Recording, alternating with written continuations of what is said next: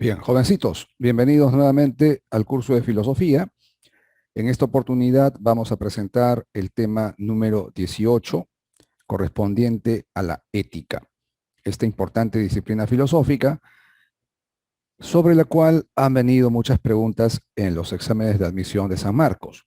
Vamos a trabajar los siguientes contenidos. Veremos lo que es el acto moral, el agente moral, los valores éticos fundamentales y por último, las teorías éticas más importantes en su referencia, en su concepción acerca del bien. En primer lugar, debemos recordar que la ética es la disciplina filosófica que se ocupa de la moral, temas y problemas vinculados con la moral. La palabra ética proviene del griego ethos, que se traduce como costumbre, como hábito, como carácter también. Pero la ética se entiende pues como una disciplina, una rama filosófica que va a reflexionar, que va a discutir acerca de los diferentes aspectos y problemas acerca de la moral.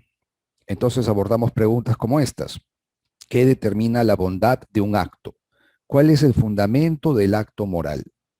Cuando realizamos acciones morales, y vamos a ver cuándo justamente hay una acción moral, porque no todo acto que vayamos a realizar puede ser catalogado como moral. El acto debe tener ciertas características, debe cumplirse con ciertos requisitos para que el acto sea considerado moral. Entonces, cuando realizamos actos morales, se supone que hay un acto bueno, hay un acto correcto, y la pregunta sería, ¿cuándo ese acto lo es? ¿Qué determina que un acto sea bueno, que sea correcto moralmente hablando? ¿En qué se fundamenta la acción moral? Son algunas de las preguntas que han abordado los filósofos a lo largo de la historia. Y más adelante vamos a revisar justamente los planteamientos más relevantes acerca de estos pormenores éticos. Vamos con una lectura donde se hace referencia justamente a los problemas morales. Dice, a diferencia de los problemas prácticos morales, los éticos se caracterizan por su generalidad. Si al individuo concreto se le plantea en la vida real una situación dada, el problema de cómo actuar de manera que su acción pueda ser buena, o sea, valiosa moralmente, tendrá que resolverlo por sí mismo con ayuda de una norma que él reconoce y acepta íntimamente. Será inútil que recurra a la ética con la esperanza de encontrar en ella lo que debe hacer en cada situación concreta.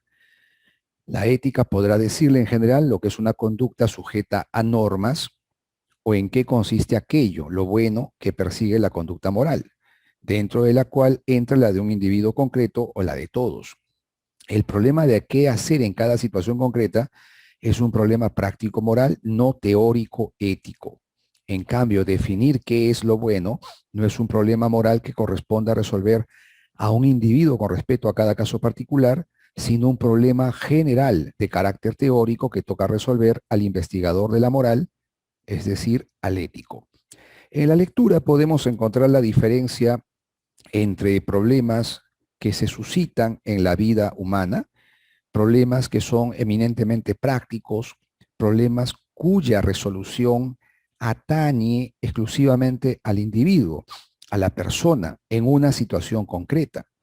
En cambio, los problemas éticos, nos dice la lectura, son problemas teóricos, son problemas generales.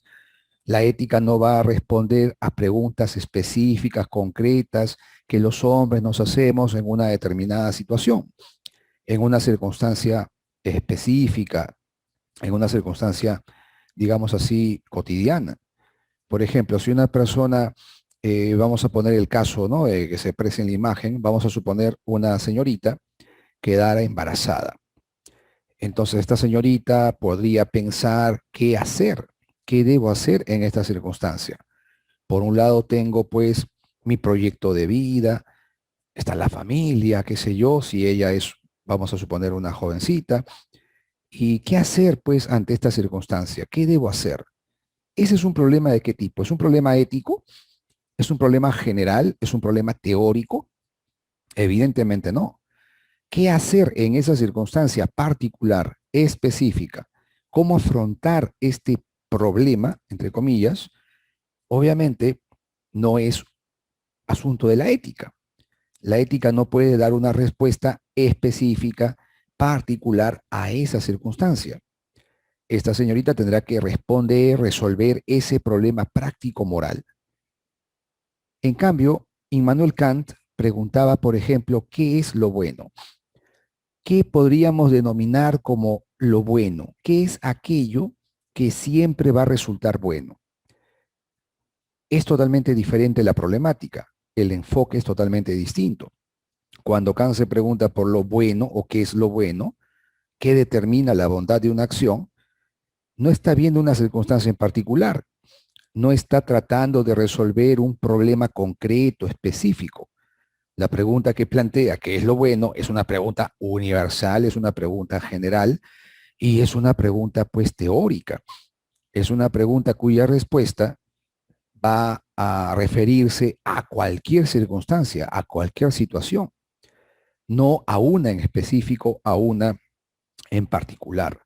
Entonces, en la lectura de Sánchez Vázquez sobre la ética, encontramos la diferencia que hay entre problemas prácticos, concretos, morales, y los problemas filosóficos, los problemas éticos. Los problemas éticos son problemas de la filosofía. Corresponden a esta disciplina que acabamos de ver, que es la ética. Y los problemas prácticos morales, digamos que corresponden a la dimensión cotidiana, la dimensión, digamos así, práctica de los seres humanos. Nos enfrentamos a diversos problemas y ante los cuales tenemos que presentar una determinada solución o respuesta.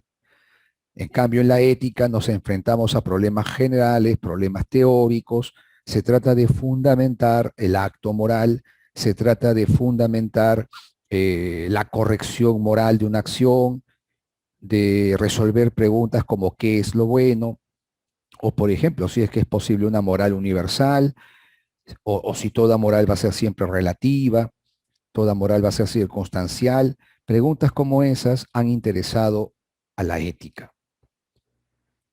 Es importante diferenciar entre normas morales y normas jurídicas, como se les llama. ¿No es cierto? Una cosa es una norma moral, otra cosa es una norma jurídica. Ahora, también hay otro tipo de normas, hay normas institucionales, hay normas deportivas, hay normas religiosas, etcétera. Pero aquí nos corresponde ver la diferencia entre normas morales y normas jurídicas, es decir, la diferencia entre la moral y el derecho. Para ello vamos a leer un texto de Adela Cortina sobre ética justamente. Nos dice que las normas morales connotan un tipo de obligación interna, una autoobligación que uno reconoce en conciencia, es decir, como contenido normativo que alguien se impone a sí mismo, con independencia de cuál sea el origen fáctico de la norma. En cambio, las normas jurídicas solo pueden imponer un tipo de obligación externa. No precisan que el sujeto las acepte de buen grado para que su cumplimiento sea exigible, aunque el funcionamiento estable del Estado aconseja que la mayor parte de las normas jurídicas se acepten voluntariamente. En rigor, una norma jurídica obliga a todo miembro de la sociedad a cumplirla. Las normas morales se presentan ante la conciencia como instancia última de obligación.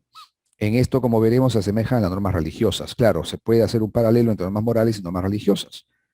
Apelan las dos a la propia conciencia del sujeto. Esto significa que el sujeto considera su propia conciencia como tribunal último de apelación ante el cual se tiene que dar cuenta del cumplimiento o incumplimiento de la norma moral. La propia persona, su conciencia, es a la vez quien promulga el mandato moral, el destinatario de dicho mandato y el tribunal ante el que responde. En cambio, los mandatos legales, jurídicos, las leyes, como se les llama, no se manifiestan como instancia última de referencia para la conciencia del sujeto.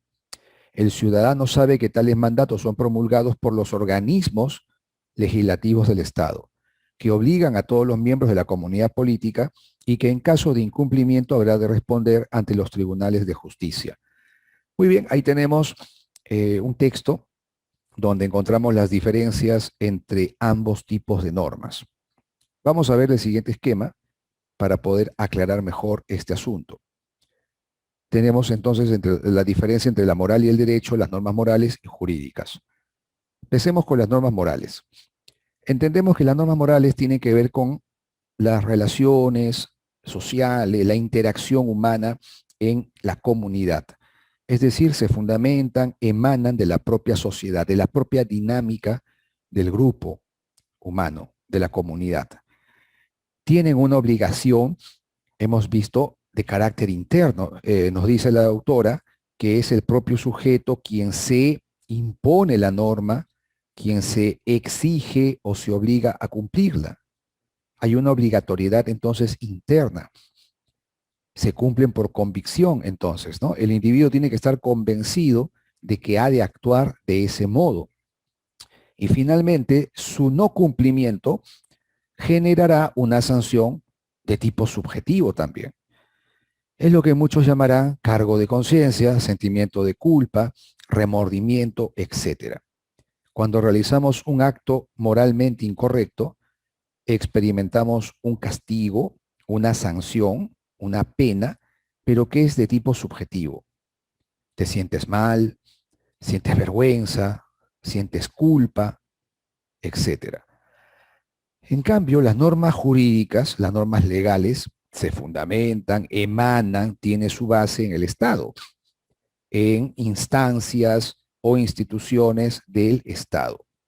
La obligación, por lo tanto, no viene de tu propia conciencia, la obligación viene de afuera, ¿no? Es externa, la obligatoriedad. Hay un elemento de coerción, es decir, de fuerza. Uno se ve forzado para cumplir dicha acción o para no realizarla.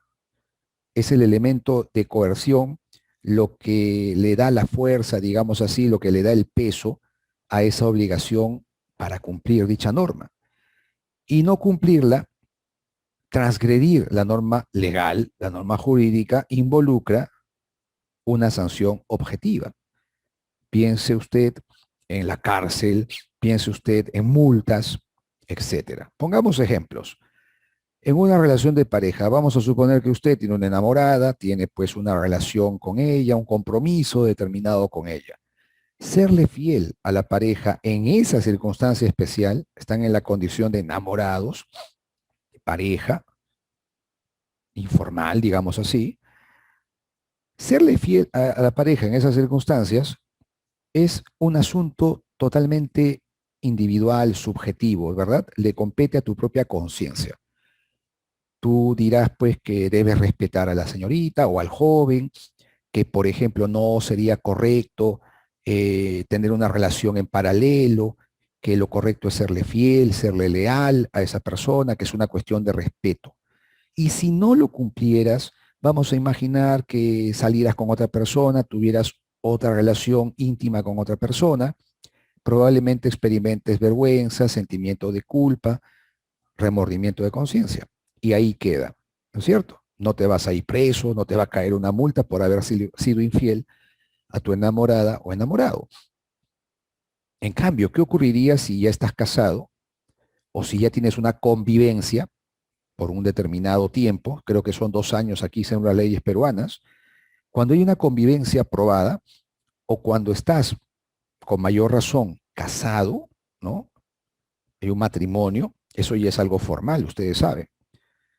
¿Qué pasaría si, por ejemplo, estás casado y eres infiel a tu pareja, cometes lo que llaman adulterio?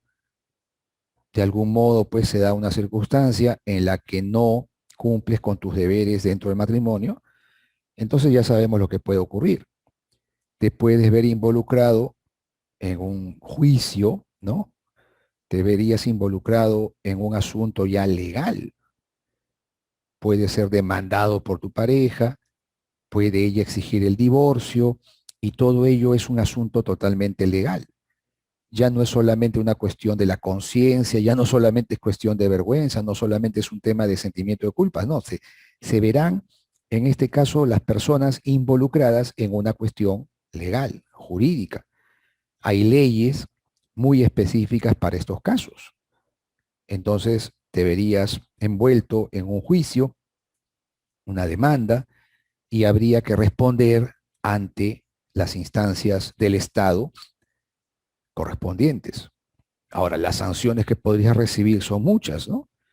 De no cumplir con ciertos deberes que se te impone, podrías recibir pues una sanción como la cárcel de repente, podrías recibir una pena en la que tienes que resarcir, reparar los daños que habrías causado a tu cónyuge, a tu esposa. Hay una diferencia enorme entonces entre lo moral y lo jurídico. Otro ejemplo sería votar, sufragar. Ustedes saben que el sufragio en el Perú, el acto de votación, es totalmente obligatorio. De no hacerlo, de no acudir a votar, te haces merecedor de una pena, una multa, ustedes saben. En cambio, por ejemplo, ayudar a un amigo que está enfermo, un amigo que te ha pedido ayuda, evidentemente corresponde solamente a una instancia subjetiva, obedece a lo que tu propia conciencia determine. Nadie se va a ir preso por no ayudar a un amigo. No va a haber una multa por no acudir a apoyar a tu compañero. Lo que podría ocurrir allí es que sientas vergüenza después, tengas un sentimiento de culpa frente a esa situación. Y ahí queda, ¿no? Queda aquí adentro. Por eso es subjetiva la sanción. Por eso el cumplimiento de las normas morales es un tema de convicción. La obligación es interna. Y eso es lo que aprendemos en la dinámica social, en la familia, con la comunidad, etcétera. En cambio, votar, ¿no? Pues votar es una obligación que viene del Estado.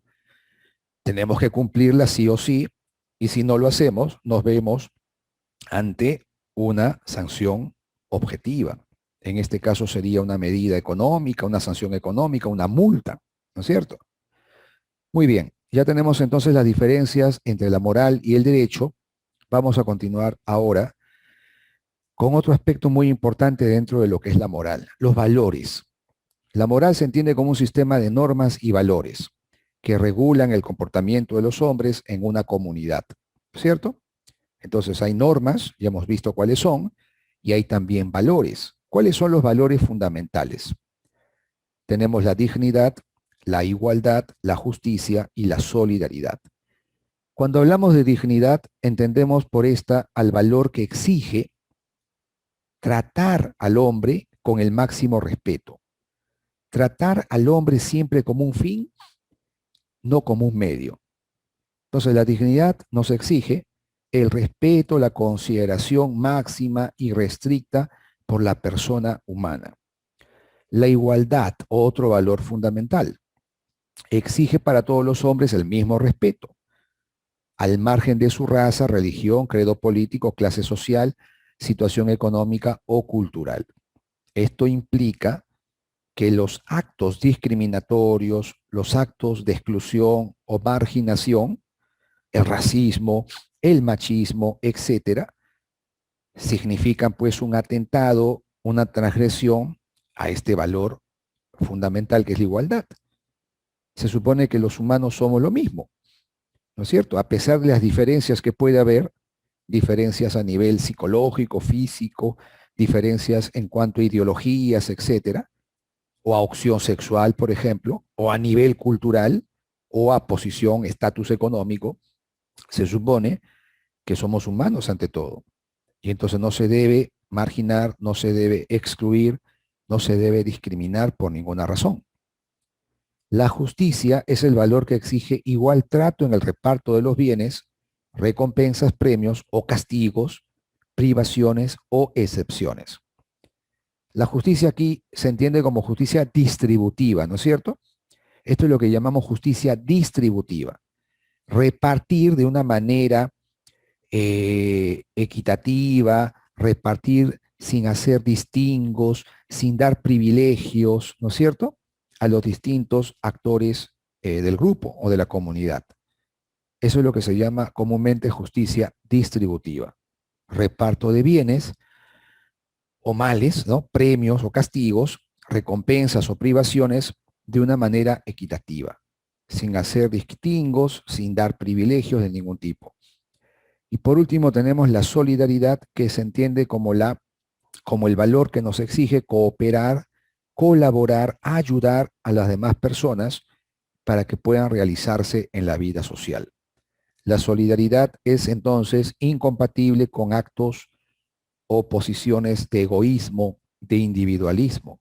La solidaridad nos exige, nos demanda un compromiso para con los otros, una ayuda, un apoyo ante situaciones diversas que otras personas puedan estar atravesando.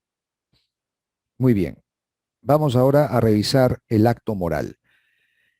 Una persona moral, un sujeto moral debe tener conciencia, libertad y responsabilidad moral.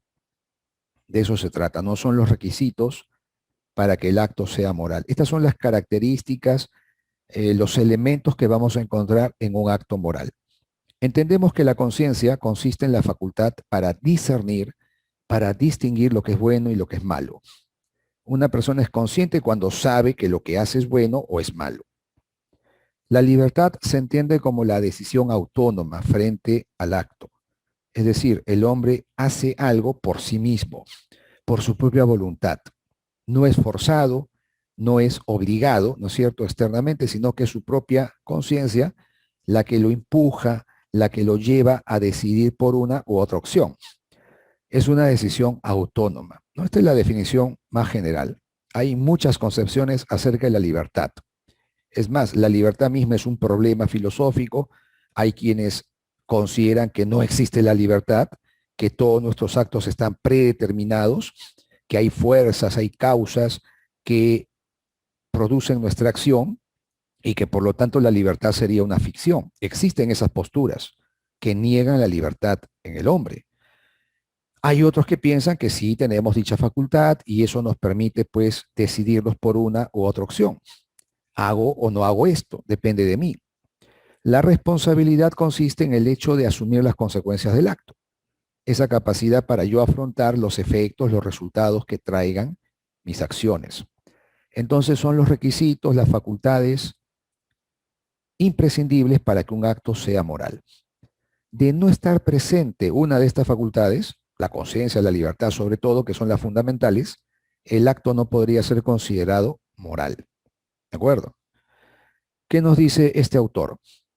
Una persona tiene conciencia moral si es consciente de sí misma y es capaz de entender el significado y el sentido de la norma moral. La responsabilidad moral es el compromiso que se adquiere debido a que se es consciente de que ha dependido de nuestra voluntad el elegir, respetar o transgredir el mandato de nuestra conciencia moral, expresado a través de una norma moral. El que no es libre no es responsable moralmente de sus actos, pues está incapacitado para elegir entre el bien y el mal y para elegir entre respetar la norma moral o transgredirla. La acción moral, que es necesariamente acción responsable, solo es posible si se da como condición previa la libertad de quien la realiza. Está claro, pues, que una persona que actuara bajo coacción, bajo fuerza, bajo amenaza, vamos a ponerle así, no sería responsable de su acto, porque ese acto no es libre. Es decir, un requisito para que el acto sea responsable, para que haya responsabilidad ante la acción, es que dicha acción se haya realizado libremente, que haya sido el sujeto quien haya decidido por sí mismo. Y al mismo tiempo, para que una decisión sea libre, es decir, yo autónomamente, yo por mí mismo, por propia voluntad, elijo esta o esta acción, entonces yo tengo que ser consciente. Yo tengo que saber, debo entender qué significa lo que estoy haciendo, qué es, si es bueno o es malo, qué sentido moral tiene.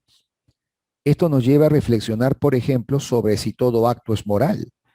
¿Todo acto será moral entonces? No. Hay actos que no tienen estos elementos. Por ejemplo, pensemos en los niños, en infantes. Las acciones de los infantes no tienen conciencia, no tienen ese elemento de libertad ni de responsabilidad. Piense usted en un demente, en un orate, en un enfermo mental o como se le llame. Tampoco tendría conciencia, tampoco libertad, tampoco responsabilidad. No serían actos morales, ¿no es cierto? Eso es lo que vamos a ver aquí. No todos los seres humanos son personas morales. Así los niños, por su inmadurez, no son todavía capaces de comprender el significado y el sentido de las normas morales. También existen quienes, por sus deficiencias mentales, se encuentran en esa situación. En estos casos se trata de seres humanos, pero no de personas morales. Sus actos no serían actos morales. No se puede juzgar moralmente la acción de un niño. No se puede juzgar moralmente la acción de un demente, de una persona que padezca de alguna enfermedad mental. ¿Por qué? Porque no son conscientes, porque no son actos libres. ¿Se dan cuenta? Se les llama a estos sujetos amorales. Esa es la palabra que se utiliza. No son sujetos morales, sino amorales. El prefijo privativo a. Amoral. Un infante o un demente son amorales. Muy bien. Vamos a revisar preguntas de examen de admisión para reforzar estos contenidos. El acto moral, la persona moral, los valores éticos. Dice esta pregunta, una persona moral es aquella que posee discernimiento acerca de lo que es correcto y de lo que no, y que tiene voluntad libre para tomar decisiones responsables. Por estas razones, persona es un concepto que, a ver, ¿qué es persona moral? Se puede aplicar a todo ser humano, incluso a neonatos, a recién nacidos. Nada que ver. Un infante, un neonato, mucho menos van a tener conciencia, libertad, obvio, ¿no? Se excluye esa alternativa. Tiene sentido cuando un individuo está obligado a cumplir un deber, obligado, forzado, se supone que tiene que haber libertad, tiene que haber una voluntad propia, una autonomía, una ausencia de fuerza o coacción.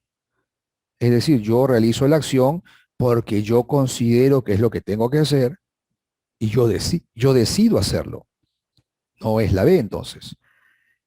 Se ajusta solo a aquel que tiene una conducta moral intachable, tampoco es correcto. La persona moral es la que tiene conciencia y libertad, pero podría actuar mal. Es decir, yo podría tener una conducta moralmente inadecuada. Es decir, la persona moral puede realizar actos buenos, actos malos, puede mostrar un comportamiento moralmente correcto o moralmente incorrecto. No solamente se aplica a quienes actúan bien, hay la posibilidad de que también actúes mal. La persona moral puede actuar bien, puede actuar mal, puede tener una conducta moral correcta o incorrecta. Admite la discriminación entre seres humanos racionales e irracionales. El concepto de persona moral, como hemos visto, agente moral, sujeto moral, se refiere a quien tiene conciencia de sí mismo. Y habría que agregar, actúa libremente. Esa sería la clave, ¿no es cierto? La D. Esta es una pregunta de San Marcos. Como ven, toca el tema que hemos trabajado. Otra pregunta de San Marcos.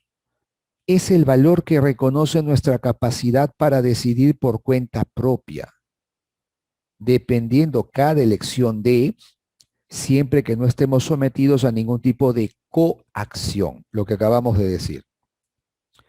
Es una facultad que tiene el individuo y a la vez es un valor ético, social, ¿no? Yo debo actuar en base a mi propia decisión.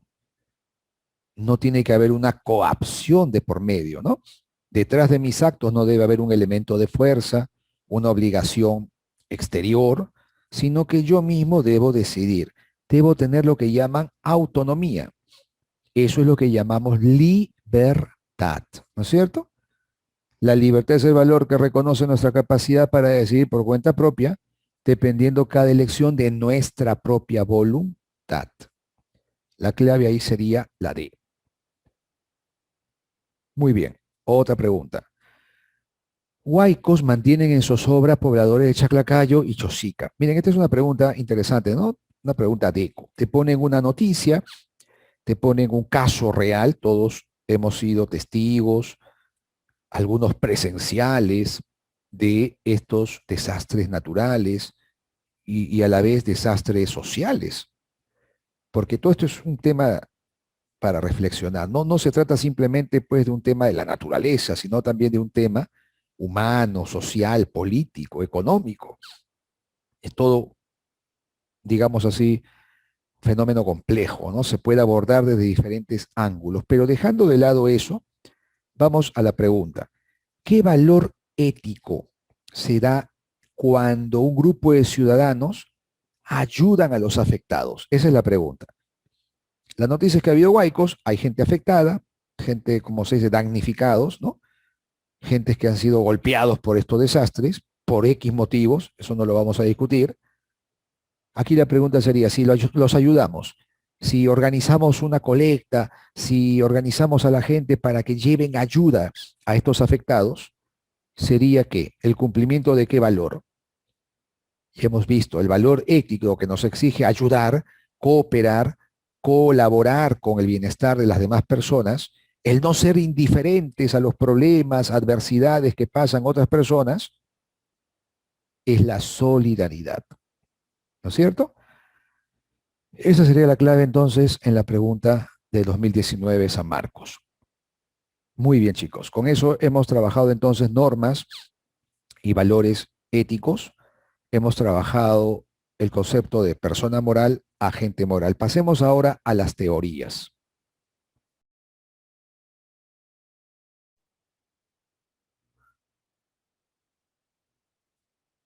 Bien, vamos a continuar entonces con lo que es el problema del bien. Vamos a revisar las teorías éticas más importantes.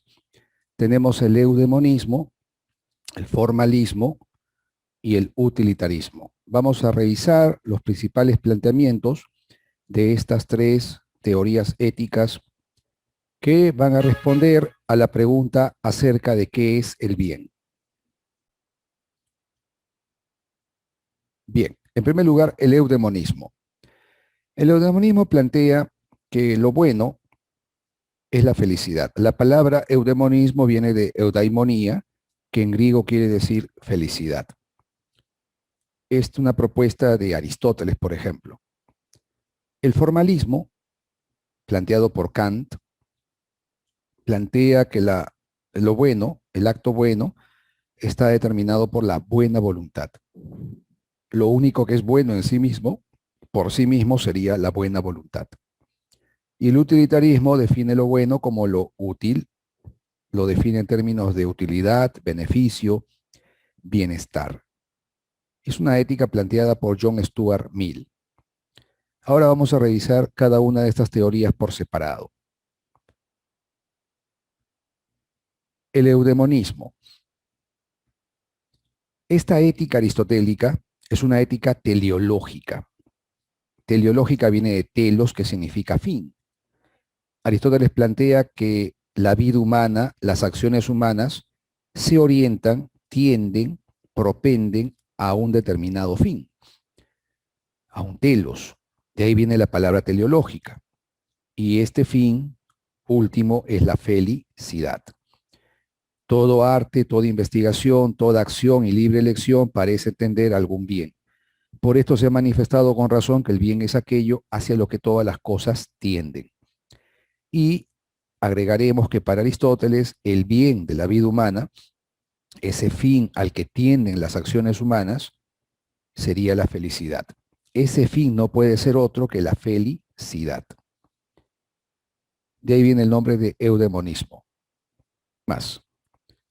Aristóteles desarrolla su argumentación tendiente a probar que la vida teorética es la que ofrece el grado más excelso de felicidad, cotejando ambos tipos de vida con los dos requisitos que quedaron establecidos en el libro primero de la ética, a Nicómaco, la autarquía y la perfección. Ambos son mejor cumplidos por la vida contemplativa, la vida teórica. En efecto, en relación con la autarquía, el sabio tendrá una vida más autónoma que el hombre prudente, porque si bien ambos precisan de las cosas ineludibles para una vida plena, bienes materiales, afectos, el prudente necesita en mayor medida de las otras personas para practicar acciones virtuosas. La perfección también resulta mejor cumplida por la vida contemplativa, porque desarrolla lo más divino que hay en nosotros, es decir, nuestra capacidad de contemplar los primeros principios. De lo expuesto no se sigue que la felicidad puede encontrarse solo en la vida contemplativa. Aristóteles admite que es una vida más propia de los dioses que de los hombres, la vida contemplativa. Para nosotros, seres terrenos, nos queda el consuelo de encontrarla en el seno de la polis, ejerciendo la sabiduría práctica.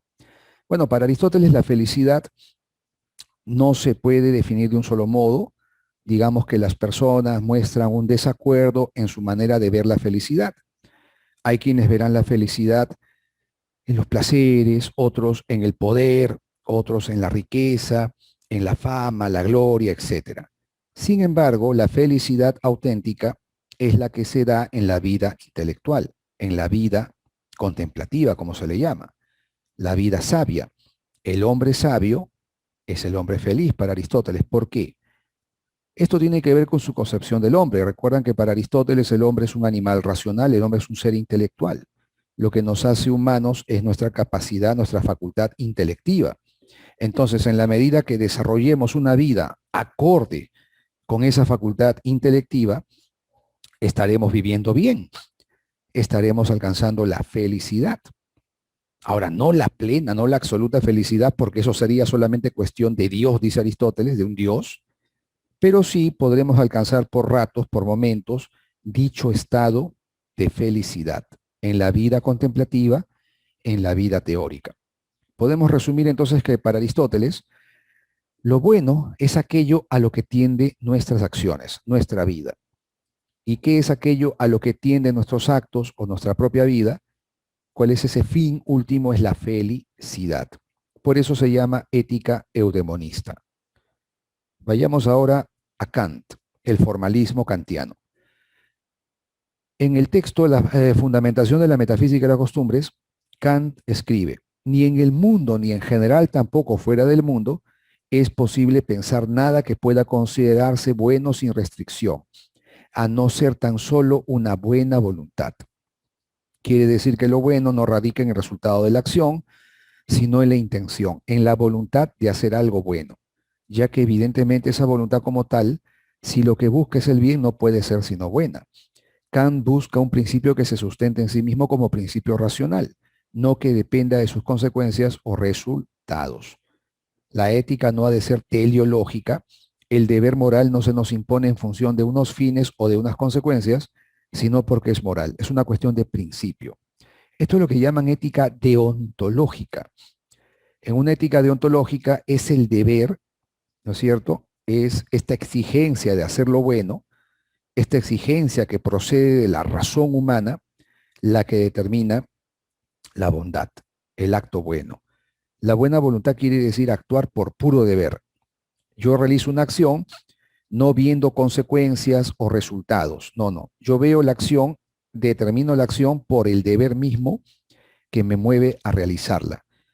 Un acto sería bueno entonces por sí mismo, por la voluntad de realizarlo, por la intención, como se dice en el texto. Entonces, si yo ayudara a una persona, el hecho de ayudarla no convierte en buena la acción. Habría que ver si yo quiero ayudarla, ¿para qué? ¿No es cierto? ¿Qué pasa si yo quiero ayudo a alguien por algún beneficio, por obtener algún tipo de utilidad, por sacar algún tipo de ventaja? Ese acto no puede ser bueno. El acto tiene que ser bueno solo cuando es determinado por el deber, por el puro deber. Esa es la buena voluntad, actuar por puro deber. ¿Qué más nos dice la ética formalista? Veamos este pasaje de Breviario de Ética. El concepto de buena voluntad contiene el de deber, que el análisis filosófico despliega en tres proposiciones siguientes. Una acción es buena cuando se realiza no por inclinación, sino por deber. Una acción hecha por deber tiene su valor moral no en el propósito que por medio de ella se quiere alcanzar, o sea, la consecuencia, el efecto, sino en la máxima por la cual ha sido resuelta. El deber es la necesidad de la acción por respeto a la ley moral, que viene de aquí, de la razón pura. El análisis kantiano considera que el acto bueno, entonces, es el que se desarrolla por puro deber, no viendo consecuencias, resultados, no viendo un fin, tampoco atendiendo una inclinación, sino cuando se desarrolla, se determina por la necesidad misma que la razón impone. Con el término inclinación, Kant sintetiza estados psicológicos tales como deseos, efectos, afectos, pasiones, intereses de diferente índole, cuyo origen es empírico y que suelen motivar las conductas. Algunas de ellas pueden conducirnos a cometer actos condenables, otras, en cambio, como suele ocurrir cuando nos inspiran sentimientos de simpatía o generosidad, actos que se consideran valiosos. Sin embargo, ninguna de estas inclinaciones da origen a una acción moral. Solo lo será la producida por el deber. Claro, yo podría, por mi deseo, por mis afectos, por mis pasiones, por mis impulsos, hacer cosas malas o hacer cosas buenas. Pero en ninguno de estos casos el acto sería moral. El acto moral es el que se desarrolla solo por deber, no por inclinaciones. Es decir, no nos mueven estados psicológicos, afectivos, volitivos, sino que es el deber puro. La razón determina la ley moral. Es decir, la exigencia de actuar bien no es algo empírico, no es algo que venga de nuestros estados psicológicos, sino que atiende y responde al puro deber, que emana de la razón. La ética kantiana por eso es formalista, porque prescinde de todos los elementos empíricos, prescinde de deseos, motivaciones psicológicas, instintos, sentimientos, pasiones, deseos, etc. También prescinde de los aspectos de la propia realidad, de las propias circunstancias. La ética kantiana es formalista porque se convierte en una propuesta universalista, no es universal. Tiene validez, se supone, para cualquier circunstancia, independientemente de cualquier situación. Establece Kant cómo se debe actuar. Lo que importa en el acto moral no es qué es lo que yo haga, sino la forma en que yo lo haga. No es la acción misma, como ves, sino es la forma en que yo actúo. Por ello se llama ética formal o formalista. No se fija en lo material, en el contenido de la acción, sino en la forma de la acción. Bien, esta es una pregunta de examen de admisión San Marcos. Dice, ¿cuál de las siguientes situaciones es una aplicación del imperativo categórico kantiano? Hemos visto hace muchas clases el imperativo categórico kantiano, ¿no es cierto? Un imperativo categórico, recuerdan, es un imperativo incondicional, es universal, es a priori. El imperativo categórico te ordena una acción por sí misma, sin ver, sin atender a efectos, consecuencias, resultados, no está condicionado. Actúa porque tienes que actuar así. Realiza la acción porque es tu deber realizarla, incondicional, universalmente. Entonces, esta es la formulación del imperativo categórico. Obra de tal manera que la máxima de tu acción pueda valer al mismo tiempo como el principio de una legislación universal.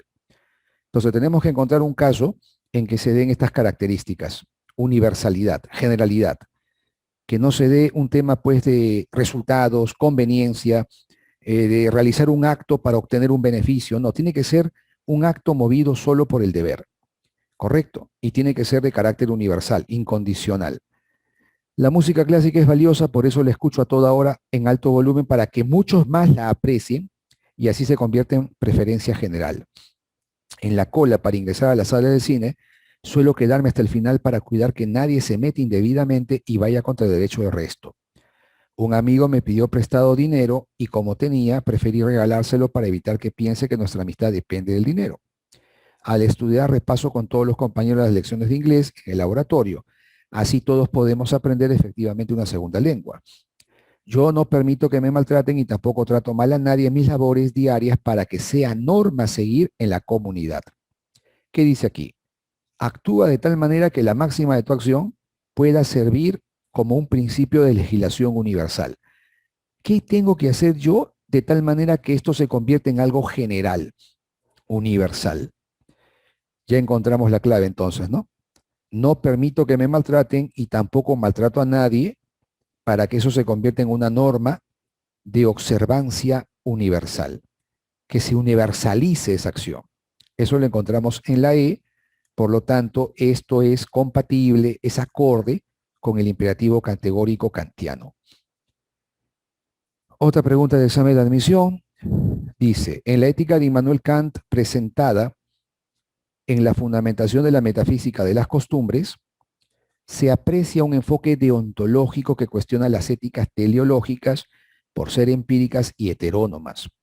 ¿Qué significa esto? A ver, enfoque deontológico es porque se basa en el deber, puro deber.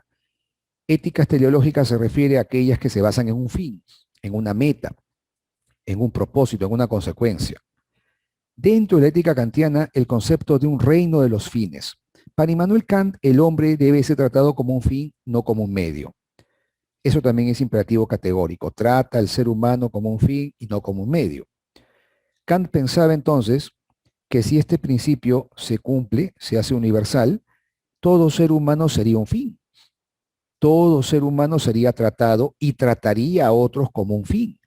Estaríamos entonces en una sociedad de seres humanos que todos se tratan entre ellos como un fin. Eso es lo que él llamaría el reino de los fines. Sería una comunidad de hombres que cumplen estrictamente este principio kantiano, ¿no? De verse a sí mismos como fines, de ver a los demás seres humanos como fines, el reino de los fines. Entonces, ¿quién sería ese reino de los fines? Sería la comunidad de hombres, o sea, seres racionales, que son fines en sí mismos. La clave tiene que ser entonces la D. Eso sería para Kant el reino de los fines. Muy bien, pasamos ahora a la ética utilitarista. El utilitarismo que nos plantea. Vamos a leer un poco. Es mejor ser un hombre insatisfecho que un cerdo satisfecho. Es mejor ser Sócrates insatisfecho que un loco satisfecho.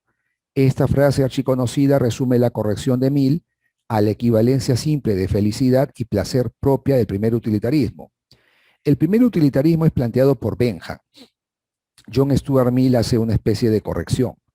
Es decir, no se trata solamente de satisfacciones, de placeres que se puedan obtener. Por eso dice, ¿no? Más vale ser un Sócrates insatisfecho que un loco satisfecho. Aún así, piensa que el criterio para determinar la escala de placeres y cuáles son más valiosos no puede ser otro que el de la utilidad. Esto es la opinión de la mayoría. Si de dos placeres hay uno al cual, independientemente de cualquier sentimiento de obligación moral, dan una decidida preferencia a todos o casi todos los que tienen experiencia de ambos, ese es el placer más deseable. El sufragio universal es el criterio de verdad en la clasificación de los placeres. Y el objetivo es, como en Bentham, otro utilitarista anterior a John Stuart Mill, conseguir el máximo bienestar o felicidad y mitigar en lo posible los infortunios y las desgracias. El principio de utilidad señala que el acto es bueno y justo cuando trae beneficio, cuando trae satisfacción, cuando trae felicidad, cuando trae utilidad. Pero claro, hay que aclarar esto, ¿no? No se trata de la propia utilidad, del propio beneficio, sino del beneficio para la mayoría. Es lo que nos va a decir la ética de John Stuart Mill. El principio de maximización de las utilidades. La mayor felicidad para el mayor número. Ese es el famoso principio. El acto es bueno y justo cuando trae mayor felicidad para el mayor número de personas. Es el criterio de corrección de las acciones individuales y de evaluación de las instituciones sociales. El principio se basa en la hipótesis de que lo que es bueno y racional para un individuo es también bueno y racional para el conjunto de la sociedad. ¿Qué nos decía Bentham? Se dice que una cosa promueve el interés o es para el interés de un individuo cuando tiende a aumentar la suma total de sus placeres. La comunidad es un cuerpo ficticio compuesto de individuos que lo integran, que se consideran como sus miembros. ¿En qué consiste entonces el interés de la comunidad? En la suma de los intereses de los varios individuos que la componen. John Stuart Mill dice, la felicidad de cada persona es un bien para esa persona y la felicidad general, por consiguiente, es un bien para el conjunto de todas las personas. El utilitarismo lo que nos va a plantear es que la acción es buena y justa bajo un criterio. No es el criterio, el deber, la intención, sino el beneficio, la utilidad. Yo realizo una acción, ¿qué beneficio me trae? ¿Qué consecuencias trae? ¿Qué consecuencias beneficiosas? ¿Qué utilidad me trae? Pero al mismo tiempo se trata no de mi propio bienestar, no de mi propio beneficio, sino de mayor beneficio para mayor número de personas. Hay una especie, pues, de armonización de lo que es un bienestar del individuo y un bienestar de la comunidad. Se trata de ajustar el beneficio del individuo con el beneficio de toda la comunidad o del mayor número. Si todos actuamos bajo nuestro propio criterio, buscando nuestro propio beneficio, no se lograría una suma de beneficios individuales. Me explico, un individuo podría encontrar su propio beneficio, pero perjudicaría a otros individuos. Ese es el problema. ¿Cómo ajustamos la situación entonces? ¿Cómo ajustamos un criterio Simple. Tenemos que buscar el acto, realizar el acto que traiga mayor beneficio para mayor número de personas. Si actuamos bajo ese criterio, estaríamos actuando bien y justamente. Pregunta San Marcos. Según el carácter consecuencialista de la ética utilitarista, ¿por qué dice carácter consecuencialista? Porque esta ética utilitarista analiza la acción moral en base a sus consecuencias, en base a sus resultados. No se trata de una ética de la intención, una ética del deber, no. Lo que hacemos vale en la medida que trae consecuencias, en la medida que trae resultados. Ante un dilema moral como el dilema del tranvía, puede justificarse el sacrificio de una vida para salvar a otras. El dilema del tranvía es un famoso caso que pone a prueba, pues, los criterios morales, ¿no? Pone a prueba, en este caso, lo que es el utilitarismo. El ejemplo es muy simple. Un tren avanza a toda marcha y resulta que hay una persona o 5 personas, ¿no? Esa es la idea. Entonces el tren avanza y hay 5 personas. Tú puedes jalar una palanca, activar una palanca para desviar al tren, desviar al tranvía. El problema es que si desvía, matas a una persona. Entonces la pregunta sería, si yo deseo salvar la vida de esas 5 personas, quitaría la vida a una persona. Si razonamos de manera utilitarista, diríamos que la vida de 5 vale más que la vida de uno. Ahí está el problema. Ahí estaría el problema. O sea, yo salvaría la vida de unos, pero sacrificaría la vida de otra persona. Según el utilitarismo, se justificaría, de hecho, porque si estamos hablando de mayor beneficio para mayor número, evidentemente 5 personas vale más que una persona. Por eso es un dilema, ¿no? Pone una situación problemática dentro de lo que es este planteamiento utilitarista. Ahora, la pregunta es, dicha ética, o sea, la ética utilitarista, ¿qué sostiene? Que nuestras acciones deben orientarse a qué. Ya hemos visto que para el utilitarismo, el acto es bueno, el acto es justo cuando traen mayor beneficio, mayor bienestar, mayor felicidad para el mayor número de personas. Eso lo encontramos en la B, y esa es la clave. Conseguir la máxima felicidad para el mayor número de personas. Muy bien, ahora vamos a clasificar las teorías éticas. Hemos visto el eudemonismo, el utilitarismo y el formalismo kantiano. Hay una clasificación de las teorías éticas. Si preguntáramos qué determina la corrección moral de un acto, es decir, de qué depende el bien, cuándo un acto es bueno. Hay dos grandes teorías, las teorías teleológicas, éticas teleológicas o de fines, y las éticas deontológicas o del deber. La palabra teleológico, telos, significa fin, finalidad, mientras que deontos significa deber. Hemos visto que la ética kantiana es una ética del deber. Para Immanuel Kant, el acto bueno, el acto moralmente correcto, es el que está determinado por el deber, ¿cierto? Para las éticas teleológicas, Aristóteles, por ejemplo, es el fin, ¿no es cierto? Es la finalidad. Lo que yo hago es bueno en función del fin, del objetivo, de la meta a la que tiende mi acción. En este caso, para Aristóteles sería la felicidad. En el caso del utilitarismo sería el mayor beneficio para el mayor número de personas. Entonces, las éticas teleológicas tienen que ver con las consecuencias o efectos de la acción. Las éticas deontológicas se centran en el deber que mueve a la acción, el deber que está detrás de la acción, el puro deber, agregaríamos. Muy bien, esas son entonces las principales teorías éticas. Con esto estaríamos cerrando entonces el tema correspondiente a esta disciplina filosófica tan importante. Como han visto, ha venido muchas preguntas en exámenes de admisión y con esto nos estamos despidiendo y nos veríamos en la resolución de la práctica dirigida. Muchas gracias por su atención.